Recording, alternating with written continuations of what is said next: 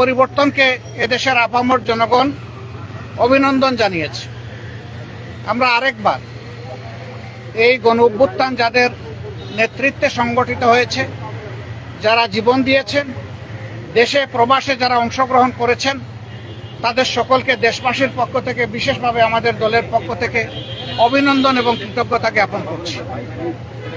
এ সময় যারা নিহত হয়েছেন, আল্লাহ তাআলার দরবারে তাদের আত্মার মাগফিরাতের জন্য দোয়া করছি। যারা আহত হয়েছেন তাদের সুচিকিৎসা নিশ্চিত করার জন্য আমরা সরকারকে আহ্বান জানিয়েছি এবং আল্লাহ তাআলার দরবারে তাদের সুস্থতা কামনা করছি। প্রিয় সাংবাদিক বন্ধুগণ, আপনারা জাতির বিবেক আর মিডিয়া জাতির দর্পণ, কিন্তু 15.5 বছর বিভিন্ন কারণে অনেকে তার বিবেক অনুযায়ী কাজ করতে পারেননি। অনেক ক্ষেত্রে বাধ্য করা হয়েছে সমাজকে বিভ্রান্ত করার জন্য, সরকারকে অবৈধ সুবিধা দেওয়ার জন্য মিথ্যা বানায়ট বিভিন্ন সংবাদ পরিবেশনের, যার সবচেয়ে ওয়ার্স্ট সাফারার বা ক্ষতিগ্রস্ত পক্ষ হচ্ছে বাংলাদেশ জামাত ইসলামী। কিন্তু আমরা অতীত নিয়ে গাড়তে চাই না। আমরা দেশবাসীকে সাথে নিয়ে সকলের সহযোগিতায় দেশটা সামনের দিকে আগাক, সেই জায়গাটাই আমরা অবদান রাখতে চাচ্ছি। এই জন্য অতীতে যা হয়েছে আমরা পিছনে ফেলে দিলাম।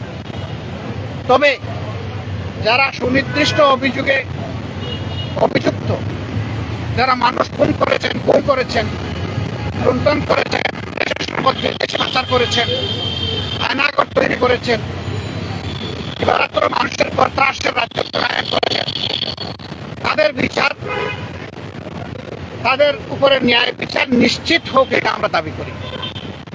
আমাদের উপর যেমন জুলুম করা হয়েছে, তাদের কারো উপর জুলুম করা হোক, সেটাও আমরা চাই না। আমরা চাই যে ন্যায় বিচারের মাধ্যমে সবাই যেন তার অপরাধের সঠিক পাওনাটা বুঝে পায়। আমরা আজকে এসেছিলাম দেশের প্রয়োজনে, জাতির প্রয়োজন। এই সরকার একটা নির্দলীয় অন্তর্বর্তীকালীন সরকার। তারা দেশ শাসনের জন্য আসেননি, দেশ শাসনের সুস্থ পথ বিনির্মাণের জন্য তারা এসেছেন। তাদের কাজ হচ্ছে জাতির সামনে যা জাতি বঞ্চিত ছিল, এটি প্রাথমিক ইনফরমেশন। যদি আমাদের দিনক্ষণ ঠিক থাকে, আপনারা ইনশাল্লাহ দাওয়াত পাবেন, বা যখনই হয় আপনারা দাওয়াত পাবেন। আমরা অবিলম্বে আমাদের চিন্তা জাতির সামনে তুলে ধরব যে কি কি সংস্কার এই মুহূর্তে প্রয়োজন, কি কি সংস্কার পরবর্তী পর্যায়ে আমাদের লাগবে।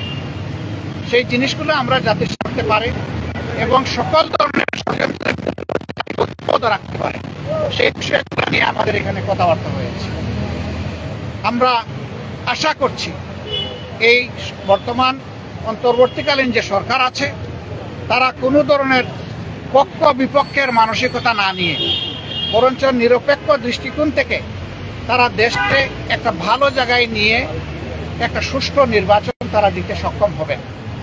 এবং এই ক্ষেত্রে এইটাও আমরা আশা করছি যে এই সময়টা এই প্রত্যাশাকে ফুটিয়ে তোলার জন্য এবং আগামী দিনে একটি বৈষম্যহীন বাংলাদেশ গঠন করার জন্য, যেখানে ইনসাফ ভিত্তিক সমাজ প্রতিষ্ঠিত হবে এবং কারো উপর কোনো ধরনের জুলুম দল কিংবা ধর্মের কারণে হবে না, এমন একটা দেশ, ঐক্যবদ্ধ জাতি গঠনে আপনারাও আমাদেরকে এই কাজে সহযোগিতা করবেন, দেশবাসীকে সহযোগিতা করবেন। আপনাদের সকলকে ধন্যবাদ।